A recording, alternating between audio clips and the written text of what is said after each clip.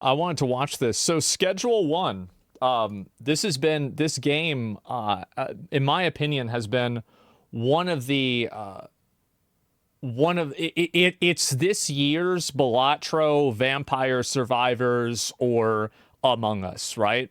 Like, this is the new big indie game made by an individual or a very, very small group of people that has totally popped the fuck off. Power World was made by a pretty big group. I think that this is definitely on the Balatro Vampire Survivors because it's just really one guy, as far as I know, that put this together. Tyler, yeah, some guy on Twitter. Let's take a look at it. Have you guys noticed how increasingly more common it's becoming for some of these indie games to come out of left field and just absolutely decimate? I'm talking player numbers and sales that are embarrassing AAA games. Yep. Games made by one guy beating teams of 1,000 developers, tens of thousands if we're going to count Ubisoft in this conversation. Tens of thousands. Probably not for long, but... For a while. Schedule 1 is a game about friendship. It's about making connections. It's about starting from the bottom and working your way up. It's a game about drugs. It's a game about capitalism. Drugs, which makes it all the more ironic for how addicting the game is to play. But I'm seeing this game all over the place. It's on Twitter, it's on Reddit, it's on YouTube, it's on Twitch. My buddy who just got his first gaming PC opens up Steam for the first time, and it's the first game that he buys. Games like Schedule 1. Fucking based. I don't know how many nights I've watched Queso drive around in it's like a red van or some shit, just doing that constantly. Dude, I love this game. It is such a good game. Are becoming a problem. Red van, because red 40 these games van. are beating out games that are spending hundreds of millions of dollars to make their games. Mm-hmm. They're doing it without any marketing. And worst of all, they're cutting out the middleman. The publishers. You can't have that.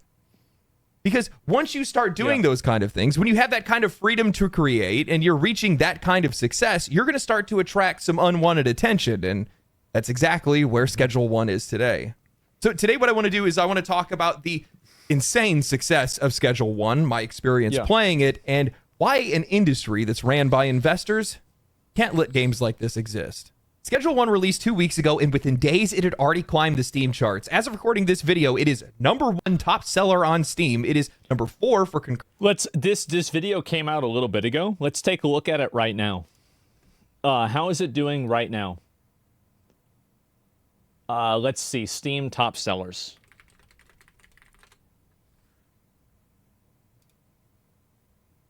#2. Beat out by RuneScape Dragon Wilds, which, again, I think is a phenomenal game. Still #2.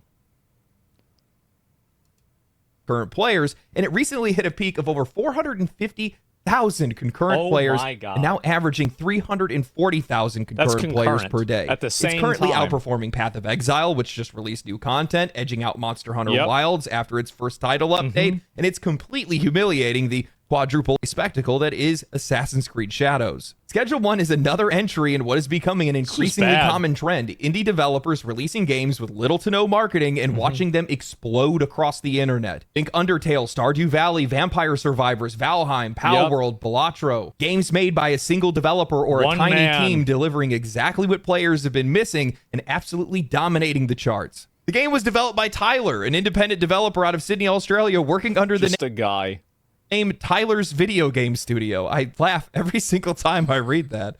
Tyler handled nearly every aspect of the game himself, designing the game, programming it, systems, and the art, but he had some help with collaborators like K. Sewell, who's the one that composed the game's catchy soundtrack. Seriously, I've been jamming that music in the background. It's so good. Like, the music for this game hits in the same way that the Rust music hits, where it's like, when it happens... writing now, and Cody 2, who created some of the game's graffiti. Now, despite its niche, the game has resonated with an enormous audience, and I think part of that has to do with the genre. Schedule 1, at its core, is just a crafting sim. You start with nothing, and you work your way up through progressively more complex crafting systems, increasing your wealth, unlocking more neighborhoods, and expanding your influence. It's a familiar loop, or one that I've definitely hooked myself on quite a lot with games like Terraria, Valheim, Enshrouded, or Minecraft, but Schedule 1's twist is the plot. You're essentially a small-time dealer growing your own product, refining it, selling it, and building out a crew to be able to help you scale out. I've personally sunk over 50 hours into the game now, and I've nearly unlocked everything short of the final neighborhood. Like, look at this shit, by the way. Like, bro, he is cooking. Look at that. 6 effects? Oh my God.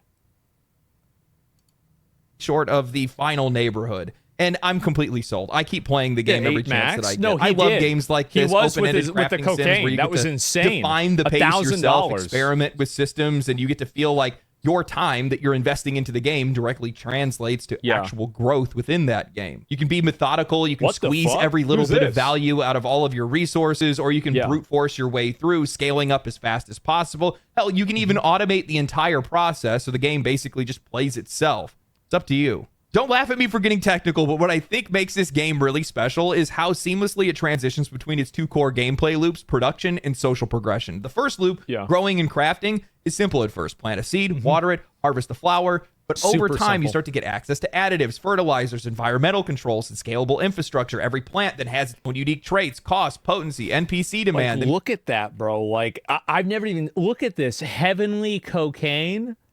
8 affixes? Bro, this is nuts. This guy beat the fucking game. That's the good shit? Yes. PC demand. Then comes in the mixing system where you can start to enhance products with different effects, like making NPCs shoot out lightning, walk around on clouds, or turn them into aliens or zombies. It's ridiculous, but it serves a purpose to increase the product's price and its appeal to your customers. I found myself lost here for hours experimenting with different mixtures and different orders of those mixtures and different effects that they could have. And now I have an 8 buff recipe, completely automated, and it's listing the product for over $1,000. That feels good. Which then that brings me to the game's second loop, networking. And as your operation grows, you start to target different... Bro, I feel like a fucking idiot. So I'm sitting here trying to sell dime bags for $200 and they're telling me no, and this guy's dropping 1,000s? This guy's moving bricks? And I'm trying to sell dime bags behind a dumpster? No. This is embarrassing, man. NPCs based on their preferences. You start to build rapport, earn trust, unlock new customers, recruit new crew members, and eventually get access to new suppliers. They're going to boost your overall operation. It's a system that blends an emergent strategy with good old-fashioned trial and error, and it's surprisingly deep. Look, I'll be honest with you guys, I completely assumed that this game's popularity was mostly due to its shock value. It's not every day that you see a game about selling powder and flour to cartoon NPCs become a top seller, but the longer I played, the more I realized how satisfying all of its core systems really are. It's not just the subject matter, it's how involved you are in the process. And honestly, I think that's something that a lot of modern games have largely forgotten. In a lot of ways, the game actually reminds me of all the things that I really loved about Kingdom Come Deliverance, which is a crazy comparison to make when you think about it. Crafting, when you're crafting a potion in that game, you're picking the herbs, you're grinding them manually, you're boiling them, you're maximizing your yield based on real input, you're smithing swords with a hammer and tying it perfectly, you're controlling the temperature, you're properly sharpening weapons. This game makes you feel like you're doing that sort of work. Schedule 1, despite its goofy presentation, accomplishes something very similar here. You're adding ingredients, you're testing combinations, you're watching the effects, packaging your own product, and you're hitting the streets to make sales. The feedback loop is immediate and immersive, and it's not about watching a progress bar, it's about feeling like you're actually earning something by doing it. I think that he brings up a really good point here. It's that, so here's an abstract comparison that I think is kind of similar to this, and if you take a step back and you think about it. Apparently, cake mix was possible to make with actually having the milk and eggs inside of the mix and have it, dehydrated.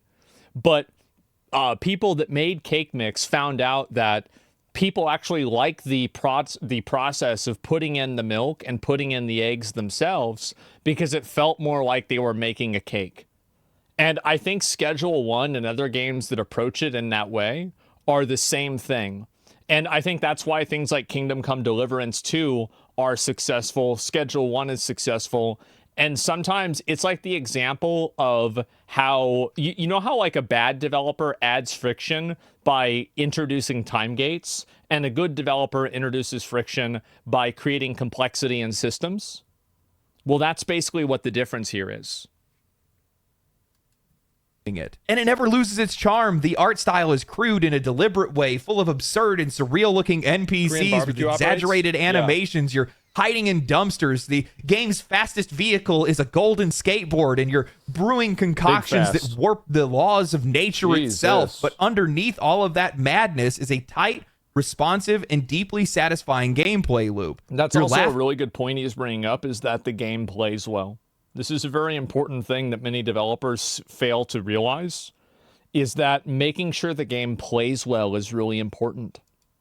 Thing 1 minute, and you're planning your expansion strategy the next. I love that every system feeds into one another. Want to automate your production? Well, you're going to need to build out, buy some infrastructure, and hire some employees. Want to scale up quickly? Well, you're going to need to build rep with your suppliers to be able to make more product. Want to maximize your profit? Well, you're going to need to mix with precision and cater to customer demand. Yet at the exact same time, you can ignore all of that if you want, but if you want to dive in, you're rewarded for it. That's what I do. There's a surprising amount of freedom in how you approach everything. You can have your crew pushing your product while you're the one that's focusing on crafting. You can work solo and micromanage every step. You can run your empire in real time during the day and then focus on restocking and production at night. The game never really forces you into one particular play style, but everything feels intuitive enough that you always feel like you're making some sort of progress.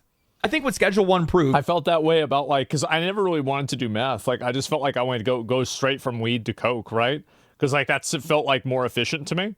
And it's like, yeah, games that give you the ability to, like, approach problems. Like, I think that the best video games are the games that tell you to get to the number 4, but they don't say that you have to use 2 plus 2. And I think a great example of this, obviously, is Elden Ring and Dark Souls. But there are many other games that approach it in the same direction. The best of my understanding, like Breath of the Wild and Tears of the Kingdom, is kind of like this too. But basically, games that put an objective in front of you, and then you have a set of goals that you can do in order to achieve that objective or not. Yet again, in this case, especially when it comes to these indie games, is that the gap between indie and AAA has never been wider. I mean, I never take the time to analyze or even notice these kind of things if they even exist in AAA games. Their games are so bloated, overproduced, obsessed with cutscenes and cinematic presentation, often to the detriment of the actual... I mean, you can't pet the dog in this game. How could it be a good game? Experience. Schedule 1 is the opposite, and I love games like this. Exactly. So do the players. That's obvious enough. It's lean. People like playing video games. Imagine that. Focused. It's gameplay first, and it works because it never forgets what players are actually here for: to play. Schedule 1 only costs $20. It delivers potentially hundreds of hours of content, strong systems, tons of replay value, and a surprising amount of multiplayer depth. Didn't need a cinematic trailer. It didn't need a live-action ad campaign. It didn't need pre-order. It didn't need a celebrity endorsements. It doesn't need a multi-million-dollar campaign on Twitch, but it got one for free. I mean, think about all the guys. Like, I mean, I think X played it too, right? I'm not sure. Like, I mean, obviously Queso playing it, Charlie playing it, me playing it.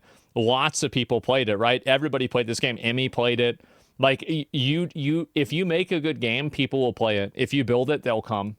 Or bonuses or influencer hype. It just needed to be good. Yeah. That was enough. This is going to sound ridiculous. I'm trying to think of the best way to be able to explain it. The graffiti on the wall is oddly relatable.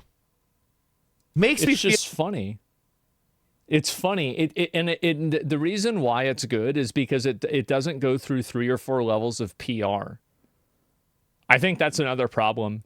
It's like if Ubisoft was going to do graffiti, what they would do is they would hire 2 graffiti experts, and then they would have a person who does graffiti professionally go into a studio and then paint graffiti, and then they would have people that did a bitmap of the graffiti and then try to translate that into images, and then that would have to be filtered through cultural consultants to make sure that it wasn't offensive in any way.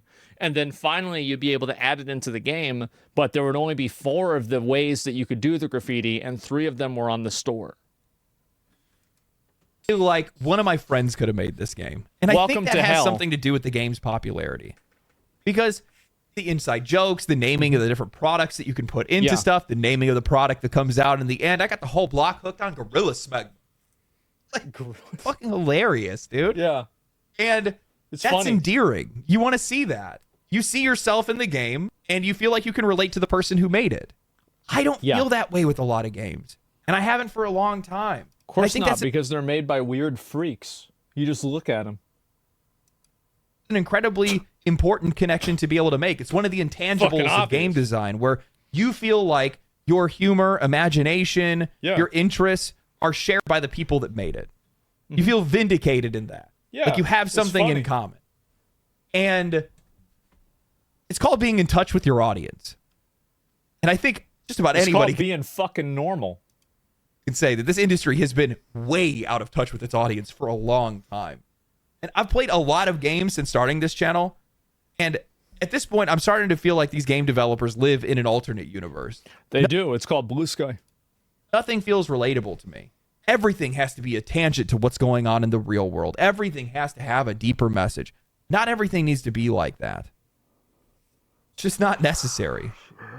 $20. Another $20 game goes on to sell millions of copies, making a solo developer a millionaire overnight. You know, when this game released and it immediately started to find some popularity, the developer went and put the game on sale. Who does that? Somebody that wants to make money. Somebody that knows what you need to do. Make a fun game. Make it fairly priced. People buy it. Crazy concept, I know. This isn't rocket science. How many times have I seen these developers that are basically trying to learn astrology to figure out what players want? Maybe if we read their horoscopes. Then you have a... Yeah. It's so simple. It's so easy. This is the same thing with streaming. Have you ever had streaming, people try to explain how complex streaming is? Do you know who didn't think streaming was complex? Queso, Kai, Jinxie, Chance, X, Train, Hassan, Speed. You just do it. Get that shit out there. Boom, there it is. Winners win, losers lose. Aiden, yep, Aiden. Game that makes it where you can put horse glaze and chili powder into something to set somebody's hair on fire and give them a long face. Wait, I did that. Monkey brain me like game. Me give money. Yeah. It's not that hard. It's really not that hard. But that scares these C-suite executives because they don't understand the popularity, the virality, the relatability of these games because they can't reproduce it. They can't crack the code on this kind of thing. And because of that, their only answer is to suppress it. It's actually kind of insane how often we're seeing some of these viral indie hits run straight into some form of cold corporate or bureaucratic resistance, whether it's from platform policies, rating boards, legal ambiguity, or flat out attempts. Remember how they tried to make Balatro, bro?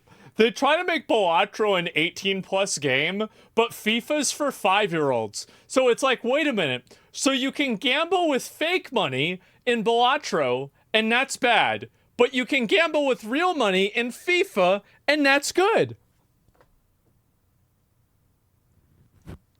How the fuck did this happen?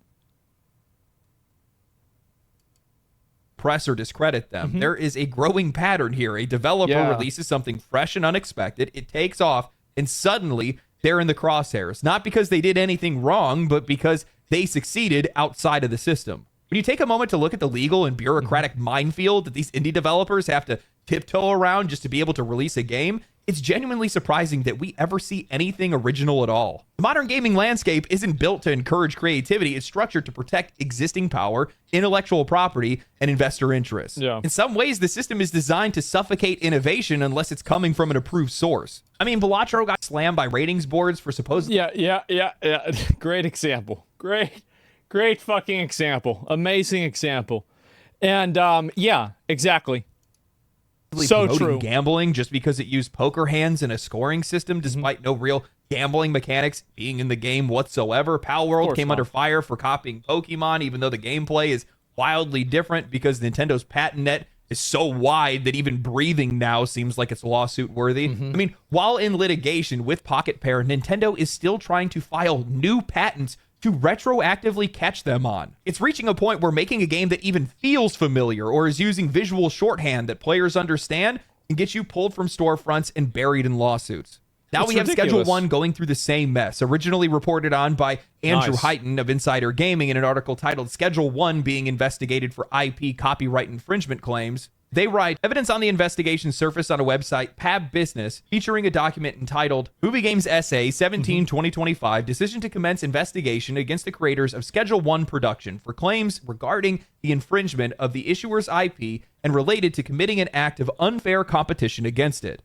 Movie Games SA has its own series of drug dealing games, Drug Dealer Simulator 1 and Drug Dealer Simulator 2. While the name is more overt than its goal, both titles have attracted thousands of players respectively. The legal document mentions potential infringement of the issuer's intellectual property rights and activities that bear characteristics of unfair competition have been identified. Ergo, Schedule 1 is too similar to the Drug Dealer Simulator series. Proceedings began as soon as Schedule 1 released on March 24th and featured a comparative analysis of the IP, which includes Drug Dealer Simulator and Drug Dealer Simulator 2 and the Schedule 1. This is like getting mad at Farming Simulator when somebody else makes another Farming Simulator because they're like, hey, they're both using tractors.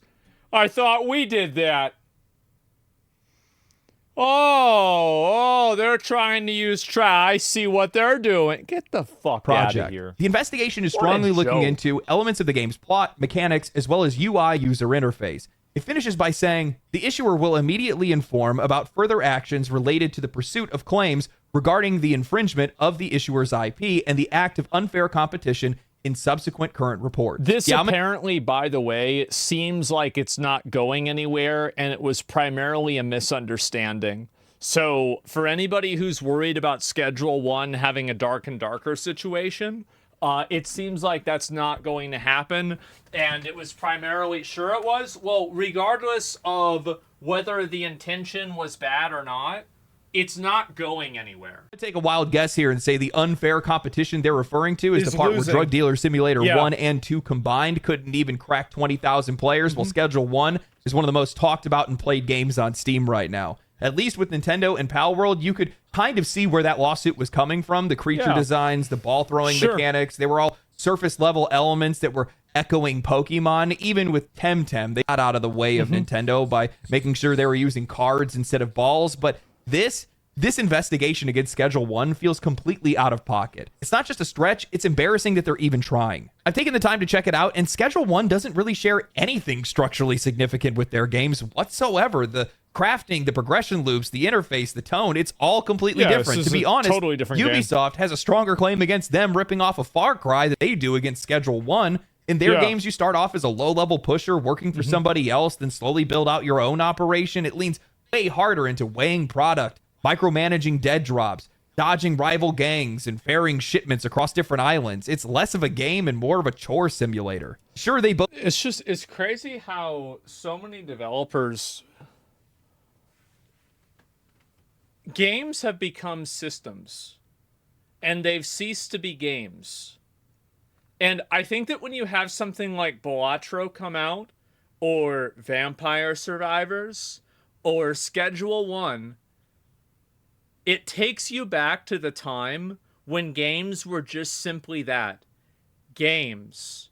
They're games. Like, that's it. There doesn't need to be, like, some... Because I feel like a lot of games nowadays, it's almost like they need these certain irrelevant time-wasting mechanisms in them. And it's exhausting to see. It's crazy. Movie Games is a publicly traded company. The board could not in good faith fight for the possibility of infringement. Well, they had to do an investigation probably, but that was it. They're not going to go anywhere with it. Nothing's going to happen. Both have similar themes, but if having drugs as your premise is going to be the trigger for legal action, by that logic, are they going to go after Breaking Bad next? After news of the investigation broke, media outlets jumped the gun and ran with headlines saying that Schedule 1 was facing an active lawsuit. The internet then did what it does best. Players flooded Drug Dealer Simulator 1 and 2 with negative reviews, dragging the game into a storm that they weren't ready for. In response to this, the developers posted a statement on Steam clarifying the situation. To paraphrase a little bit, they're saying that there is no lawsuit, that they're not trying to shut down Schedule 1, and the investigation was only launched after repeated comparisons between the two games raised concerns. Since Movie Games SA is a publicly traded company, they claim that they are legally obligated to investigate potential infringement and disclose it through proper stock market channels. ESP. I hate to say it, but I think they're right. I do. I actually accept that reasoning. TI. The media then picked it up from there, and the story spiraled out of control. They also then clarified, saying that the developer of Drug Dealer Simulator, Byte Runners, isn't involved at all. It's strictly a publisher-level decision. The post then closes with them insisting that there is no bad blood and that they even sent Schedule 1's developer best wishes before the game blew up. But whether it's legal obligation or damage control, it's clear that this isn't the kind of attention that they were expecting. And well, they didn't want it, and I think that honestly, you... Like, as somebody who's like, I have like a degree of knowledge of stuff like this kind of stuff is always really stupid.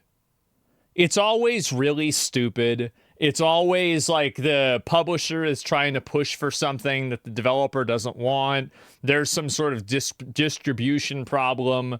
Like there's, like one random person at the company that's causing problems, like with Avowed, for example. Like it's usually a lot more complicated than you'd guess. IP loss sucks. Yeah, it does in some cases. It does. Things get really weird for me because there was a second response, and this time it was from the actual developers at Byte Runners, where I think the first response was actually written by their publisher, and it's kind of a plot twist. In a statement that they posted on Twitter, Rafal, the CEO and developer of the Drug Dealer Simulator series, basically said, "We had no idea that this was happening." According to him, the development team wasn't informed of the investigation at all, and they only found out when the story blew up online, claiming... I hate to say it, but they could be lying, but I'm willing to believe them. That they were just as blindsided as everyone else. No, and this just comes from me seeing and watching the dichotomy between publisher and developer relationships. No, like I know it sounds stupid, but please believe me that stupid is usually that's the operating principle that they work under. In light of the recent movie games... How can you say it's right? I'm not saying it's right. I'm saying it's probably accurate. I'm saying that their telling of this is accurate. It's believable. Schedule 1 legal investigation controversy, I would like to state that we, Byte Runners, the development studio behind Drug Dealer Simulator series, do not have any ill intentions towards neither Schedule 1, TVGS, or the game community. Actions taken by our publisher, Movie Games SA, are a part of an internal policy and business interest, which we have no influence over. We were not... Everything that I understand about video game publishing tells me that they're telling the truth. I'm sorry. It does.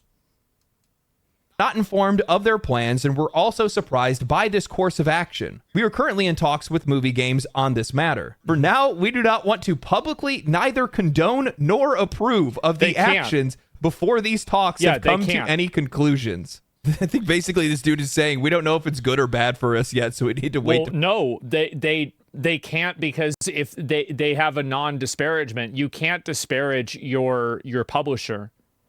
Like, that's the reason why. So they can't come out against them and say, like, I guarantee you that the guys making Drug Dealer Simulator... Actually, I don't guarantee you. I have a high probability the guys making Drug Dealer Simulator are like, fuck, this game's a lot better than ours. Shit, this sucks, right? But they're not trying to shut the game down by suing them. Fuck that. And also, developers usually...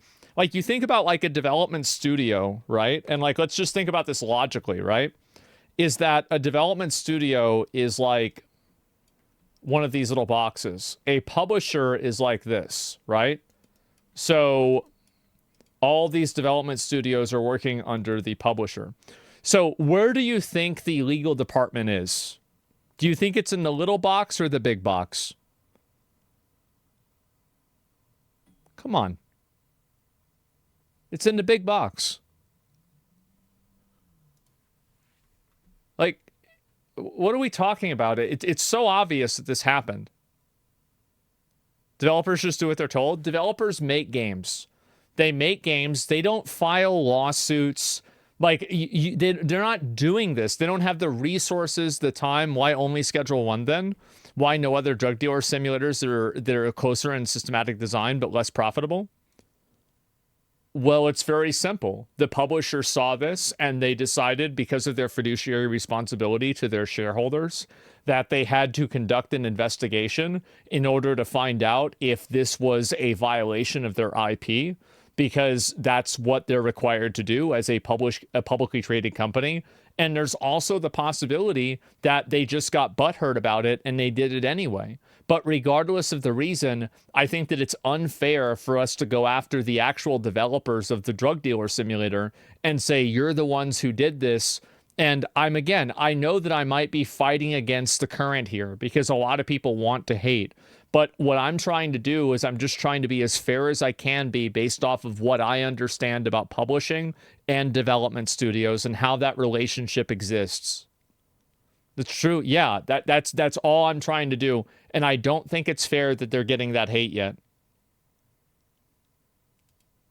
Figure it out. We would like to ask everyone on both DDS and Schedule 1 communities to be patient and not spread. They can't shit on their publisher either.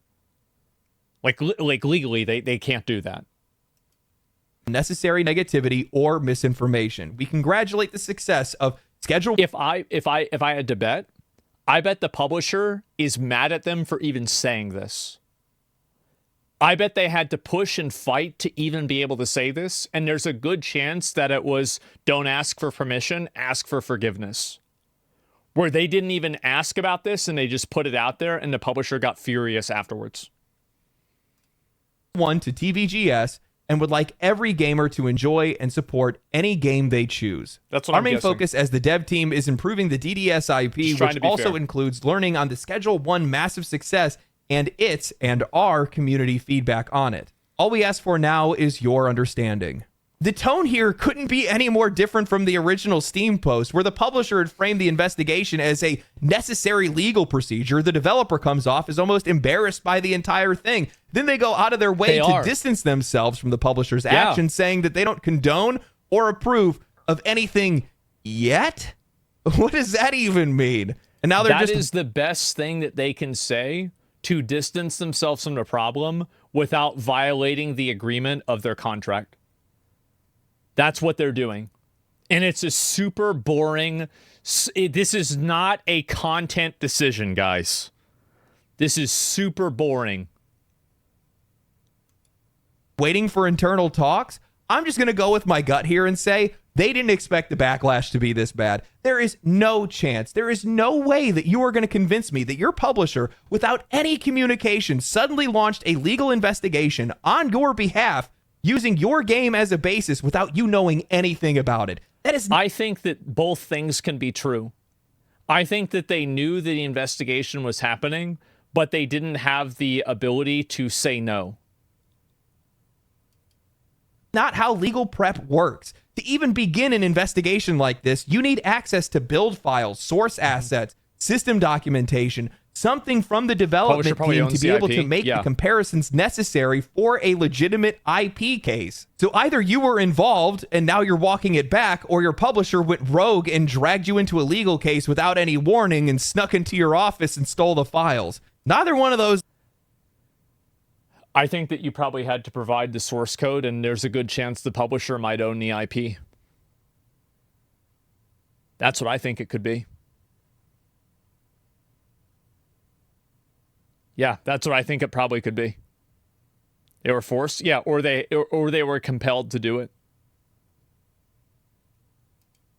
Look very good. And even if for whatever reason Byte Runners wasn't involved in this decision, I'm sorry, this is what comes with the territory when you sign up with a publisher. Tyler didn't. He developed and published Schedule 1 himself.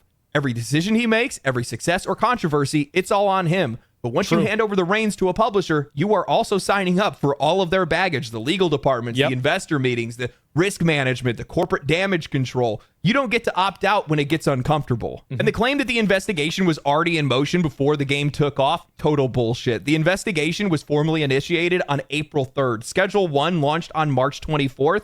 And by the 30th, it had already hit over 400,000 concurrent players. This wasn't some long-planned legal strategy. Otherwise, why would you guys have sent them a congratulations email? It was a knee-jerk response to getting... I can tell you why.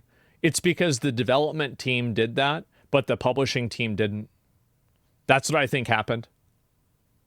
So the publishing team was actively against this, while the development team, game can recognize game. I think that's what happened.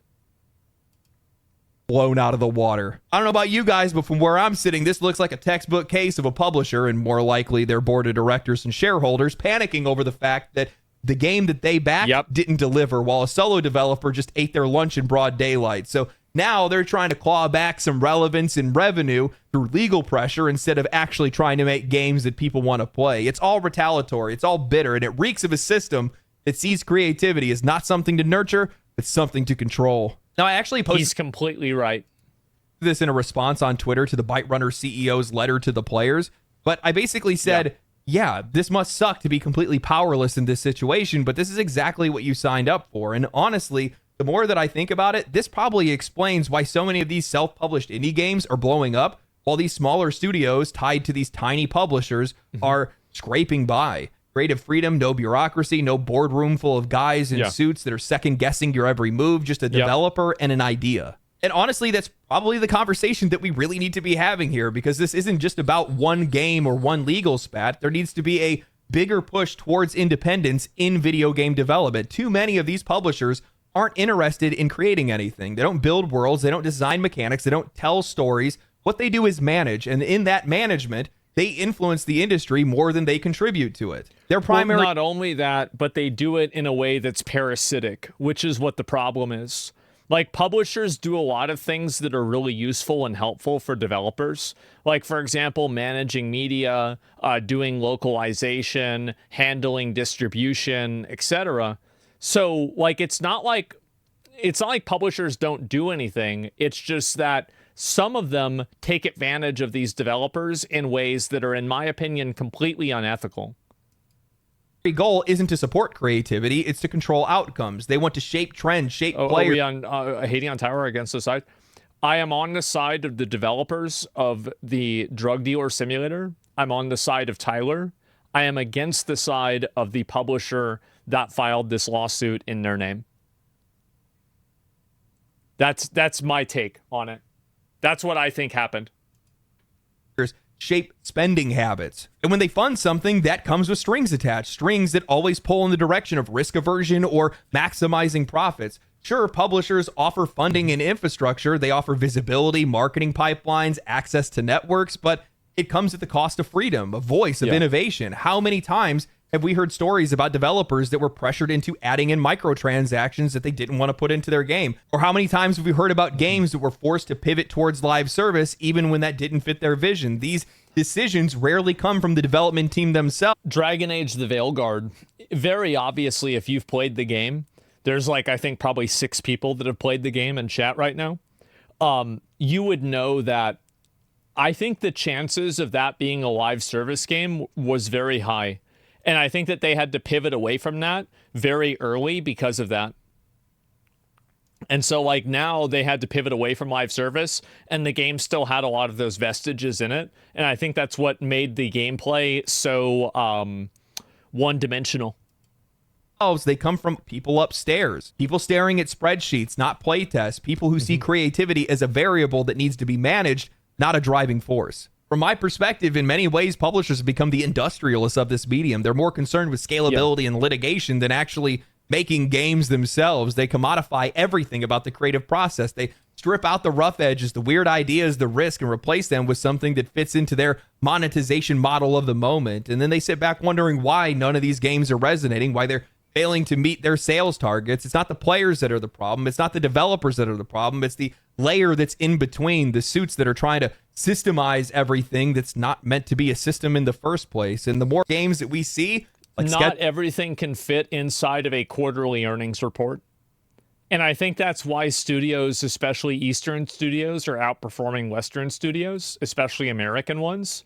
It's because those studios don't have the same operational constraints, and they can take a more longitudinal approach to creating a product. And that allows them to create stronger and better artistic products that perform better in the market. Schedule 1, they're succeeding without them. So many examples. The more obvious that becomes. You know, I Too think a many lot of these examples. publishers and executives that are running these companies are the biggest barrier to creativity and success for the He's vast right. majority of Absolutely. these developers. They don't outright build anything themselves. They just go out of their way to try to control it or squash it if it threatens their margins in any way. And that sucks. Not just for us, the players, but also for the people that are making these games. I mean, like, patent laws in general in the video game ecosystem just don't make any sense whatsoever. I think that a better way of looking at it is that, do patent laws work in the best interest of most of the people? I think that with video games, they absolutely do not. And I think that to a degree, they need to be nerfed. I think that's basically it. They need to nerf patent laws in one way or another. Probably in multiple ways.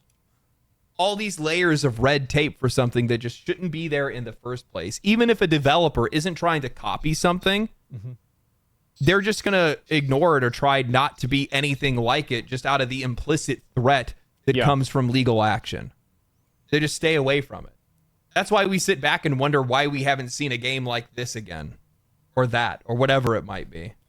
I think he actually brings up a really good point here, and I've never considered it this way, is that the amount of litigation that some of these companies incur, like, for example, Pocket Pair with Pow World, or now Tyler with Schedule 1, or also Local Thunk with Balatro and the rating debacle, it creates a chilling effect for other developers to try to break into the space because they're worried about being made an example of or being a target for one of these big companies with a lot of money. I think this is a really good point. In theory, publishers are supposed to be there to be able to make things easier for developers. They're supposed to be able to take care of all the noise, and then developers just focus on doing what they do best, making video games, and that's about it. But the minute that you start handing over all of that power, all of a sudden you find out that you don't really get to make a whole lot of decisions on your own anymore. Yeah. That's what's happened to some of these people. When you get in bed with these guys, this is the end result of that. They go out and attack your competition. How does that feel? I can't imagine that feels very good. These guys are creatives. They want to make games. They want other people to be inspired by their work and make games of their own. And now you have to sit back and watch what happens. I'm sorry, man, but you're not innocent in that. I think that a lot of developers feel like they have to take on publishers because if they don't, then they won't be able to distribute their product. And oftentimes, I think that a lot of them don't really understand the complexities of it, and they don't understand the implications. Like, oftentimes, again, another thing is that publishers understand it's kind of like how record labels take advantage of artists. Artists are not really businessmen, right, in a lot of cases, and, not by definition in the same way that a record label, by definition, is a business. And so I think that that's really where the problem happens, is that you have people who are on very unequal footing that are agreeing and deciding on things, and those agreements have an outcome that's it's bad for everybody, basically. Mentioned it a lot. Have you played Balatro as a card game? I've watched other people play Balatro a lot. I played it myself temporarily. I'm not really is it weird for me to say that I like watching it more than I like playing it? And, we feel the effects of it, too, without a doubt. We still get some great games, but at the exact same time, I mean, I've had a really weird feeling that things have just kind of felt samey for a really long time. Yeah. Very samey, very safe in a lot of cases. And I think that comes from the fact that, if any game tries to make a game like Pokemon, you might get sued. They're going to get scared away, or they're going to get sued into oblivion. So many mechanics. I mean, look at the way that Nintendo has litigated and patented just about everything. Sony's been doing the same thing. Look at WB Games and the Nemesis system. Something that would revolutionize RPGs, and we'll never see it. Until 2026 or something like that, or 27. There's such a poison to this industry. It's insane. And you look around and notice almost every single one of these breakout hits have always been self-published. And in some cases, an example that goes against this is Dave the Diver, because it was published by Nexon. But I think in a general case, this is true. This is where these developers did go through a publisher. The only reason they did that was to be able to protect their identity. There needs to be more options for that. that needs to be nurtured and taken care of. There needs to be more developers that are making games themselves, publishing games themselves, and there needs to be an easier way for these guys to get onto platforms without the need of a publisher. There is an easy way. The easy way is content creators. You have to get your game. If you make a good game, content creators will discover it and promote it, and it will make it successful. I think that a lot of games nowadays that pop off like that pop off because of content creators. And I've tried to spend more time myself looking at indie games. And, we had that show Pixel Pitch. We'll probably bring that back at some point too, where we invest into indie games and promote them ourselves. But I think that the most important thing is to break up the corporate hegemony that they have over video games and make the accessibility for distributing a game to a wide audience possible for a smaller developer. There's already ways for them. You don't even need publishers anymore.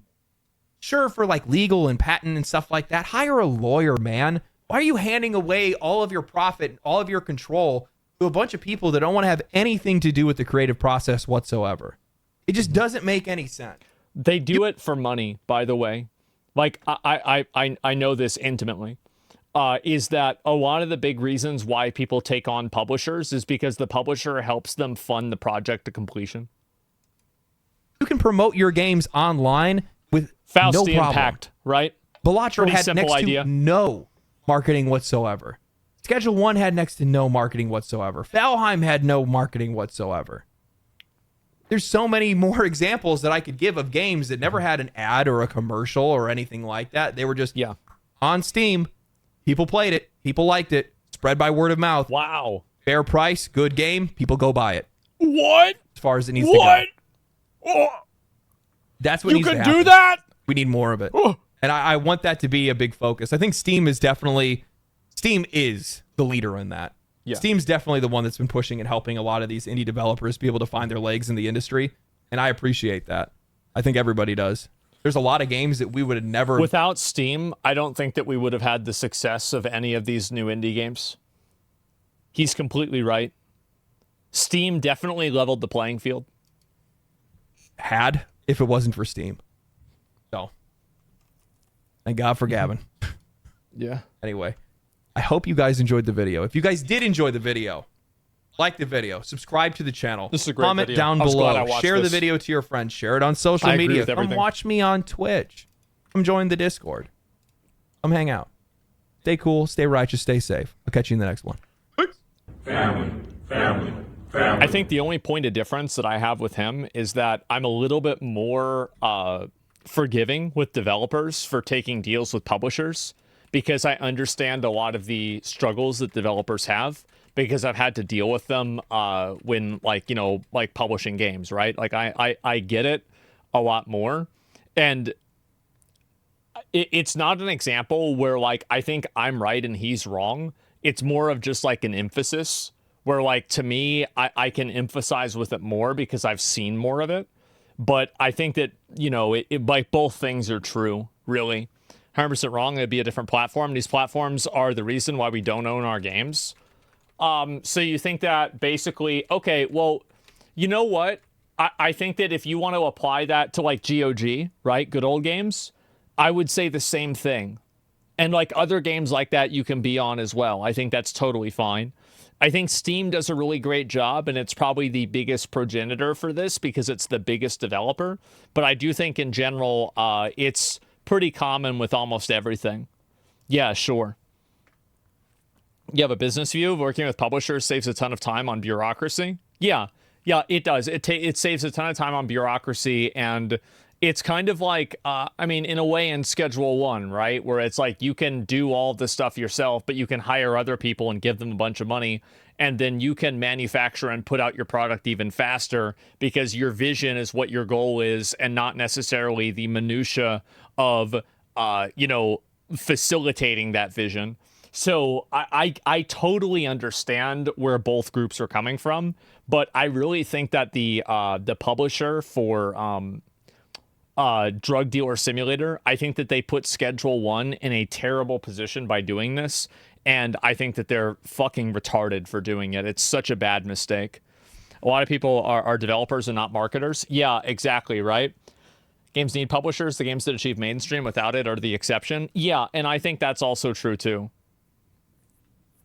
It's not really possible you can get famous on your own. Well, yeah, no, it is. But what I'm saying is that like a lot of these things come with their own set of struggles and complexities that exist independently. And that was my point that I was trying to make.